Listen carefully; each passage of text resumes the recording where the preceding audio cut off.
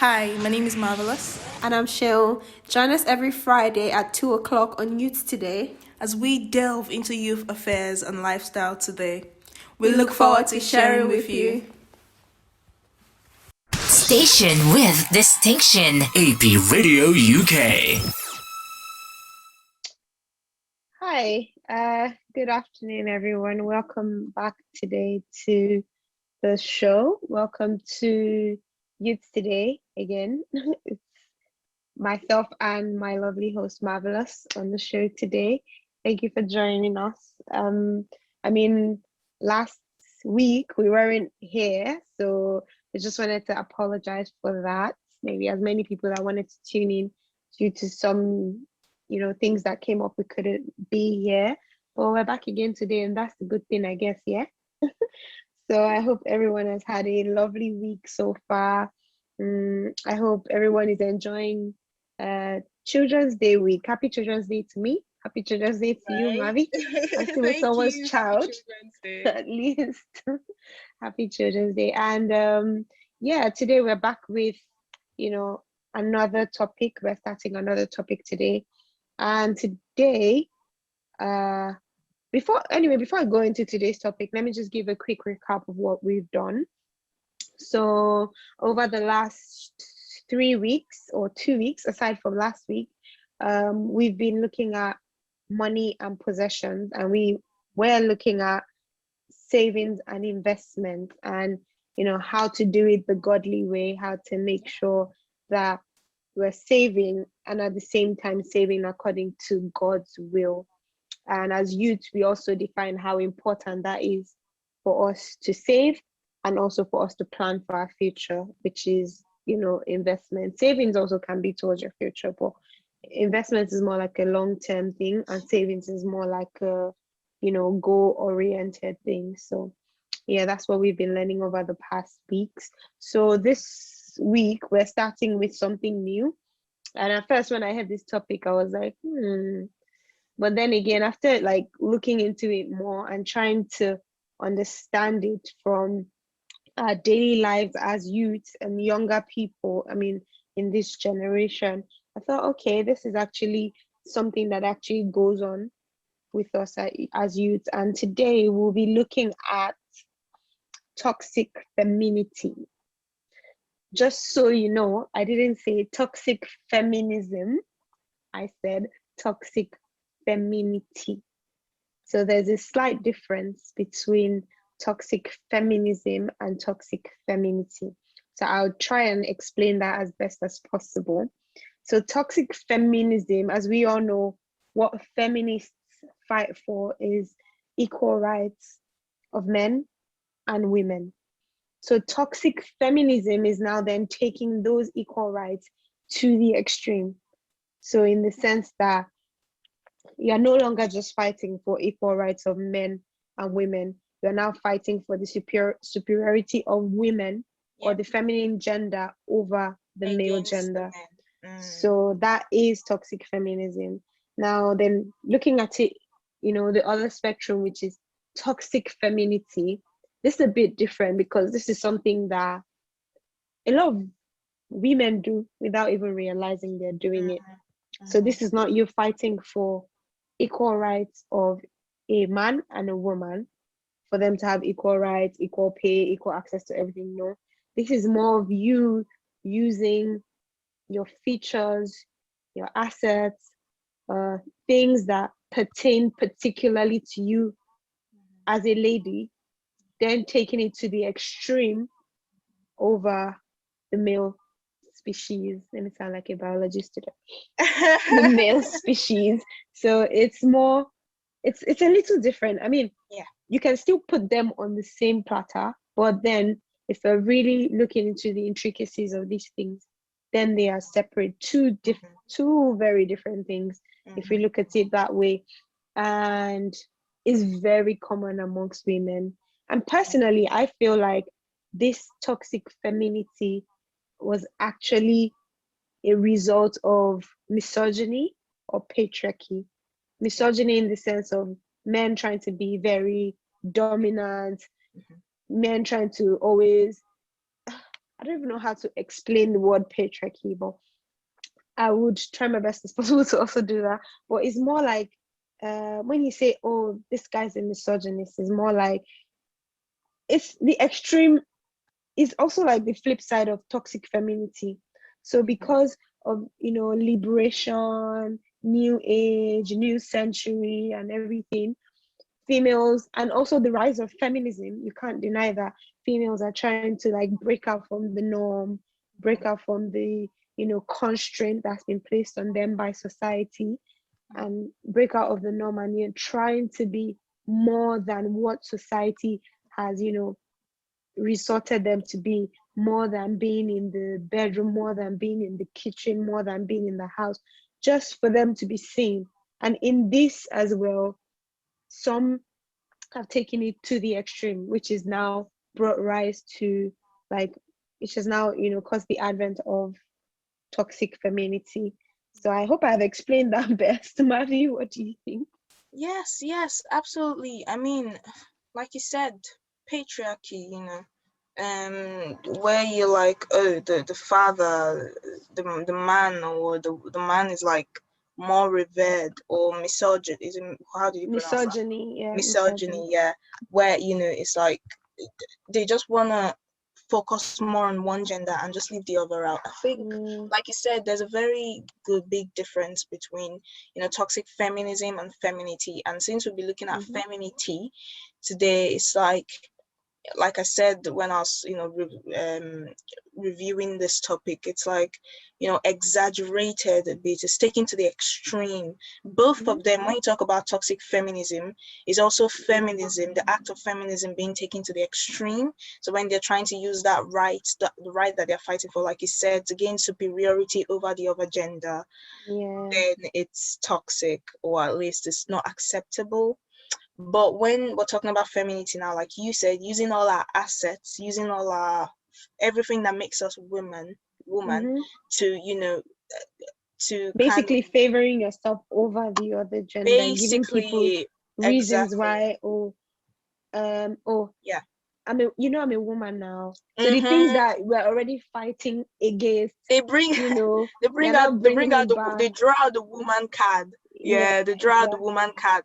Okay, for example, a woman hits a man. She's like, bah, she hits her husband, she physically abuses her husband, and then when it's time for the man to do his own back, they bring out the woman card. They're like, I'm a woman, so you can't touch me. Like, don't do that. That is so oppressive. You sound so oppressive, and it's not good at all. Like, it shouldn't. Okay, maybe you not don't that want to example of hitting, because I feel like that's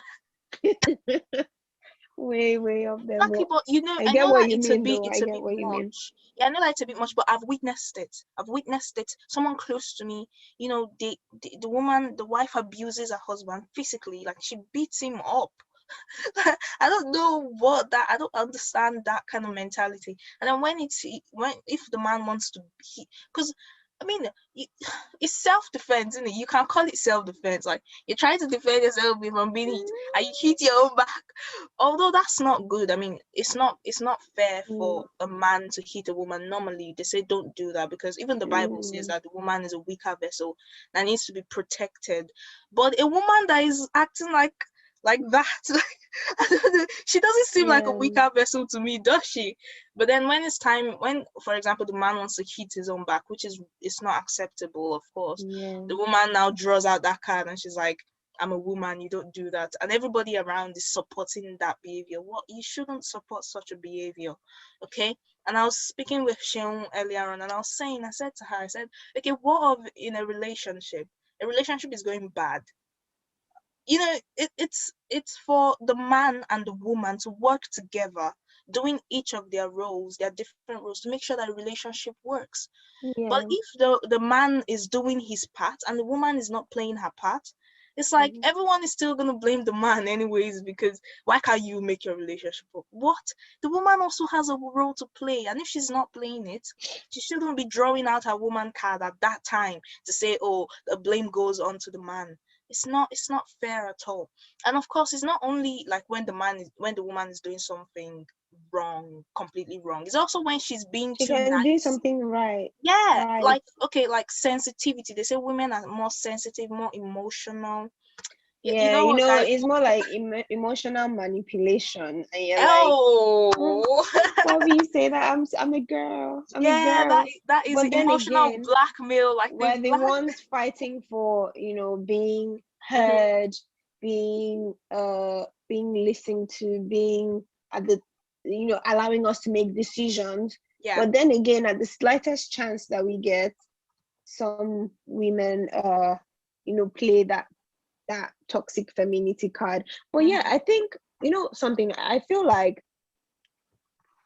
one thing that probably made this complete is that we should have probably maybe discussed toxic masculinity first, then toxic femininity, so that we can have like a plain level field. yeah, But at the same time, we're still going to do that anyway. yeah. So let's just focus on this one. But in the meantime, we do have a break. We're going to take a break, and we're going to be having the song Everything by Joy Saliu.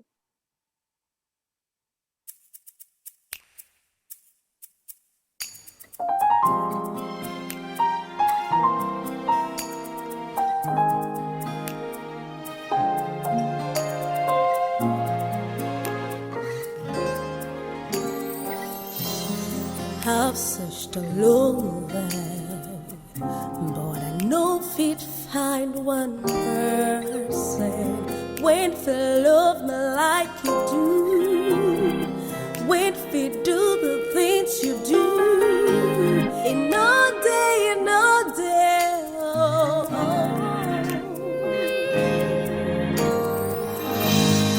now you be my everything, oh God. Now you be my everything, oh God. Oh, now you be my everything, oh God. Oh, now you be my Okay, we're just gonna go on a break everything, now, oh and we'll be having the song God. Everything by Joy Saliu. My joy, my peace, my life. Yes, you are, Lord. Yeah. My joy, my peace, you're my life. Now you be my everything.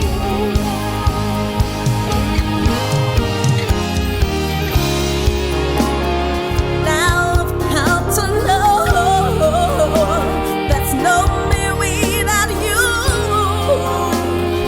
Even in the storm, you are there with me. Now I've come to know there's no me without Back on the show because Youth Today was still on AP Radio UK and MZ Radio London. And of course, we've been talking about a very unique topic called toxic femininity. Toxic femininity, and we mentioned earlier on that it would have been, it would have been a lot better if we spoke about toxic masculinity first and then toxic femininity, so there could be a balance. But I don't think that's much of a problem because we still will be talking about toxic masculinity in the coming week or so. So, but so far so good. We have been really talking about what we think toxic femininity is. We've spoken about the difference between toxic feminism and toxic femininity. Also we've talked about sometimes women, since we're focusing on toxic femininity this time, we've spoken about women bringing out, like, drawing the woman card to get out of trouble, or to just using it for the wrong reasons, exaggerated femininity. So yeah, and we were just, before we went on the break, we were just about to talk about even when the woman is not necessarily doing anything bad, but it's like she's okay, for example, examples are always better, aren't they? They help us understand what the person is trying to say. So for example, a woman is in shall I say an abusive relationship, um because her husband, or shall we say, even if it's not an abusive relationship, maybe the husband is just not understanding of the woman, or he's having a cold attitude towards the woman, or he's just not trying at all. The woman feels like, okay, as female, were more were more patient, were more tender, were more sensitive. So she tries to hide her own feelings to please the man, and it's taking a toll on her mental health, her physical health. She's suffering in silence, and this man keeps acting the way he's acting because she's not saying anything back. She's not explaining to him. She's not sitting him down and talking to him about what he's doing wrong or what he's not doing right. He just keeps on living that way, thinking that's the best way to live. And this woman is dealing with all these problems by herself, suffering in silence, thinking, yeah, let me just, I can do it. I don't want to make him angry. I don't want to, I don't want to be disrespectful to him or just, it's toxic. That is toxic femininity at its finest. It's like she won't speak out her mind, say what she's feeling. And this man keeps putting up this attitude that feels cold to her and everything. All she needs to do is just sit him down and explain to him how she's feeling and tell him that she wants him to stop whatever he's doing that is wrong. And together they can find a solution. But because, she feels like she wants to put her husband's feelings first and all that, is really taking a toll on some women's mental health and physical health. And it really shouldn't be like that. I think because we are the woman, and we are, the tender creatures and patient and kind and sweet, it doesn't mean we have to deal with all these negative feelings and emotions all by ourselves. I think if we sit down and have a talk with the person we're in a relationship with, it will go a long way to help that relationship as well, also to help build the relationship. What do you think, Seun? Regards to that, I completely understand what you're saying. A lot of women have assumed positions that they really are not supposed to assume, Exactly. or because of they already have a perception that, oh, I'm a lady, and they're also used to playing that I'm a lady card. Also, the fact that you're a lady doesn't mean you cannot step up when things are falling apart. It doesn't mean you cannot step in to help and hold things when things are also not going the way they are supposed to go. There is something that Lady May used to tell me. She used to tell me, oh, and I know, as in, at first I didn't realize where she got that statement from. And I came across it when I was listening to a message by Miles Monroe. Yeah. He was talking about the power of a woman. Yeah. And how it's possible, like, if you give a woman one, when she's giving you back 10. Yeah. If you give a woman, like, normally, even if you give a woman just one single, sorry, I know we're on a PG-13 channel, but when you give a woman one single sperm, she incubates it, and then she gives you back a whole baby. Yeah. If you give a woman anything, basically women are incubators and they multiply things.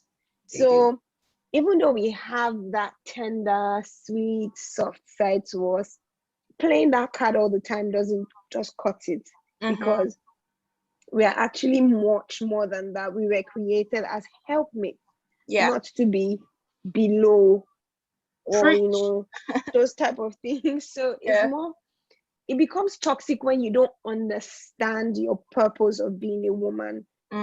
That's what I feel.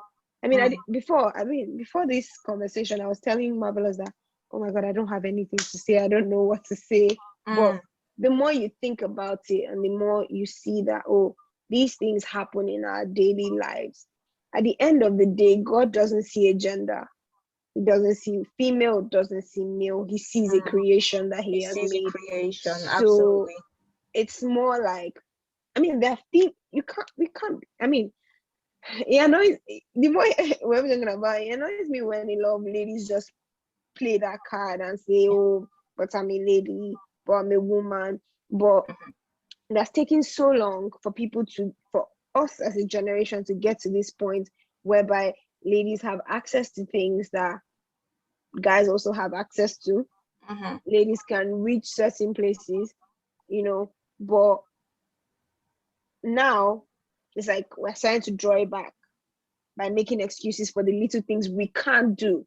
You can't do those things not because you're a female, but just because you haven't put in work to do those things. Absolutely, You haven't tried to do those things. So I Mhm. just feel like, even like now, the emotional bit you're talking about, like, oh, I'm putting the guy's emotions first before mine. I mean, because I'm a woman, I need to shrink myself and shrink everything I know about this. Do you get what I mean? But at the end of the day, I think marriage is a leveling platform where two complete individuals can come together as one.